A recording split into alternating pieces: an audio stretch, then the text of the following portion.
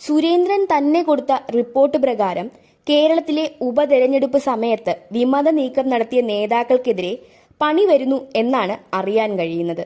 പാലക്കാട്ടെ കനത്ത തോൽവിക്ക് പിന്നാലെ ശോഭാ സുരേന്ദ്രനെതിരെ ഗൗരവമേറിയ ആരോപണവുമായി കെ സുരേന്ദ്രൻ കേന്ദ്ര നേതൃത്വത്തെ കണ്ടിരുന്നു എന്നതായിരുന്നു ആദ്യം മാധ്യമങ്ങളിൽ വന്നത്. ശോഭാ സുരേന്ദ്രനും ശോഭയെ അനുകൂലിക്കുന്ന 18 നഗരസഭാ കൌൺസിലർമാരും ചേർന്ന് ജയസാധ്യത അട്ടിമറിച്ചെന്നാണ് കെ സുരേന്ദ്രൻ കേന്ദ്ര നേതൃത്വത്തെ അറിയിച്ചത്. ശോഭാ സുരേന്ദ്രന്റെ ഡ്രൈവറുടെ നേതൃത്വത്തിൽ കണ്ണാടി മേഖലയിൽ വോട്ട് മറിച്ചുവെന്നും സുരേന്ദ്രൻ പക്ഷം അന്ന് ആരോപിച്ചു.